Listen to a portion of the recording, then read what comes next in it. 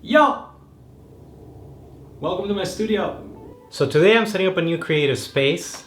I just moved to a new city and this is the third studio I've had to set up in a couple years. So naturally I've been having a lot of thoughts about what makes for a great space for creative flow and to support all the many practices that I do. I think space is a really important part of the creative process and one that sometimes we take for granted.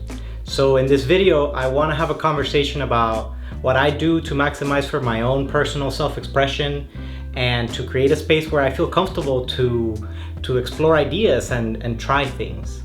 My hope is to inspire you to think about the spaces in which you create. Maybe you spend a lot of time in your home office, or all you have is a desk, or maybe you don't even have a space that's dedicated for your personal ideas and your pursuits. Maybe you just have an idea or a creative activity that needs a little kickstart. Either way, I hope that my reflection can help you in your journey towards making space for your creativity. And hopefully it encourages you to have like a new perspective on how you can actually use your space to empower your ideas. I'm gonna be setting up some shelves over here and hanging my guitars. I'll tell you some of my philosophies that I use when setting up the space, what I love about my old studios, what I don't love as much about my old studios, and maybe I could share some of the tips and tricks, like the things that I picked up along the way that really made a difference. Oh, by the way, a few years ago I read this amazing book called Every Tool's a Hammer by Adam Savage, you know, the guy from Mythbusters. And in this book he goes through all the things that he learned over years and years of having studios and prop making spaces and crafts. You know, he used to work on like Star Wars props, and then there's the whole Mythbusters thing. And that was like the first time that I got really inspired and excited about setting up my space. So, you know, not sponsored or anything. I wish I knew Adam Savage. Hey, hit me up if you see this. But I highly recommend the book. It's really awesome. Maybe I'll put a link in the description or something. Again, I don't get anything for that, but probably should.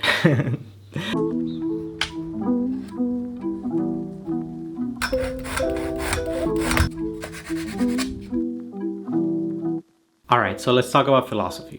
Anytime that I'm starting a big project, a thing where I'm gonna have to make a lot of tiny decisions, I like to think of the big picture. Like, what is my big approach? What are my guiding principles that I'm gonna use to help me support all the choices that I'm gonna make? So what are my top priorities for this space? What do I want to get out of this space, right?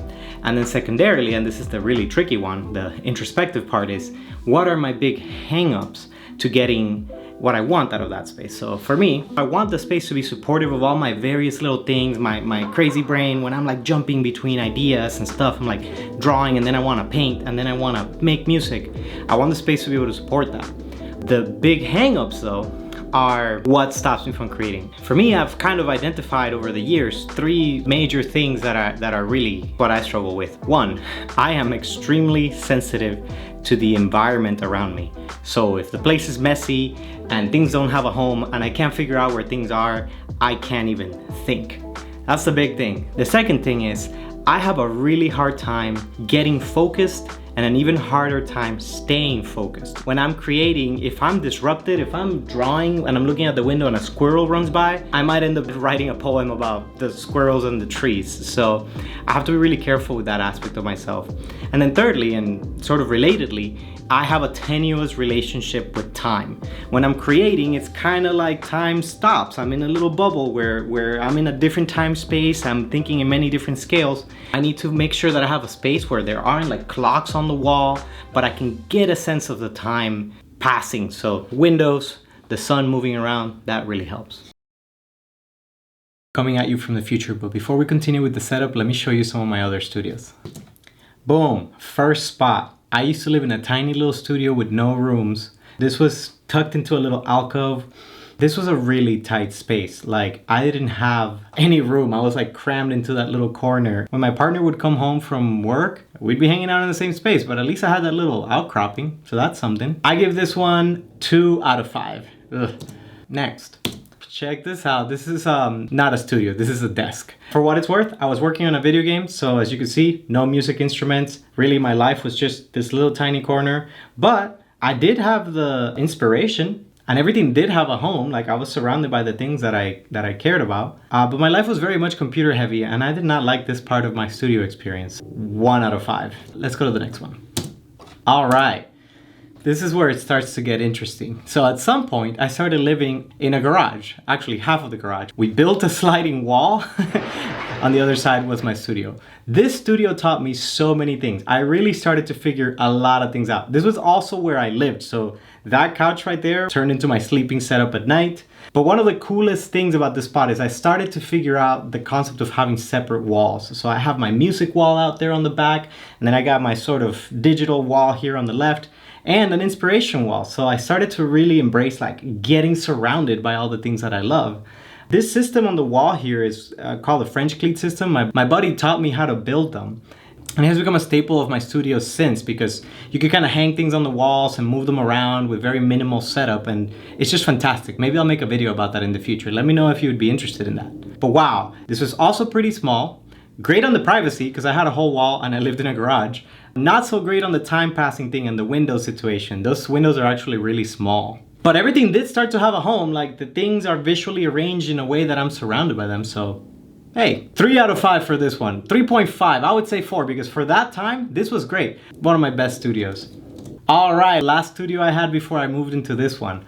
Once again, I'm back living in a no rooms apartment, but I lived there by myself, so it wasn't too big of a deal. I split the house in half. One half creative, the other half for living quarters. Everything I learned in my garage studio, I took into this one. The French cleats are there. They're really like making that space work for me. I got the wall for the music. I got the wall for the art. And then I had another wall for the computer. So this was like when I branched out into triple wall scenario. And solid on the sunlight. I used to get a lot of light. I used to be able to change the light as the day went by. And in this studio, I figured out one other neat thing. I made that pin wall back there, and so I was drawing a lot, and I decided, man, I need to be able to look at my art. I need to be able to just put it on the wall and see it. And so previous studios, I was figuring out how to surround myself with my tools and how to surround myself with my inspirations. I think this is where I started to be like, man, why am I not surrounding myself with my art, with the things that I make? And that's what I did, and it actually taught me that. It taught me pride in my art. It helps me stay focused because I could look at what I'm doing and like kind of get pulled back. This studio changed my whole perspective on studios. It was the first time that I was like, I could make a space that caters to my passion. And I loved it. So yeah, that was a really quick look at like a decade of studios. But what I've learned over that time is that each studio teaches me something new. You know, I'm figuring out one step at a time, and it all carries over into the next space. So, you know, I used to get really stressed, like, oh my God, the setup takes so long. But every time I go through the loop, I start to really understand what I really value. And it's really inspiring when I get to see them, and then I get to create something new that really caters to me. So with that in mind, let's go back to the building and you'll see how we ended up in this place now.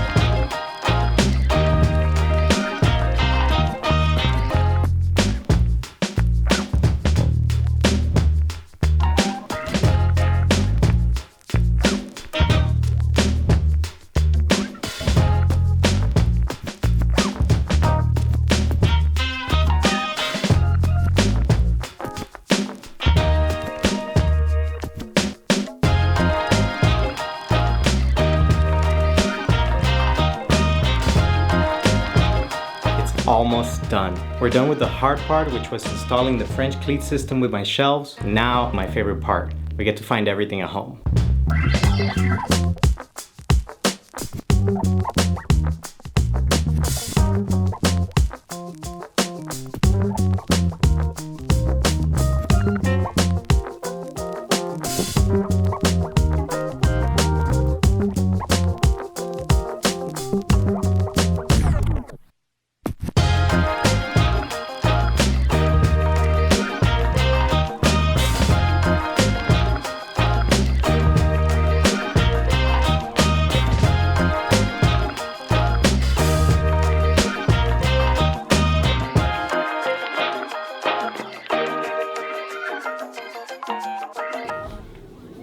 Yes, sir, it is done. I'm so happy with how this space turned out, and I had so much fun putting it together. Everything that I've learned from previous studios is reflected in this space, and I feel that it's a space that really caters to my needs, especially this whole thing about needing to switch modalities very quickly to tend to all the various parts in myself. I think the added thing with this studio is a sense of sort of central flow, like art on one side, music on the other, but in the center, you know, this sort of control console where everything will come together.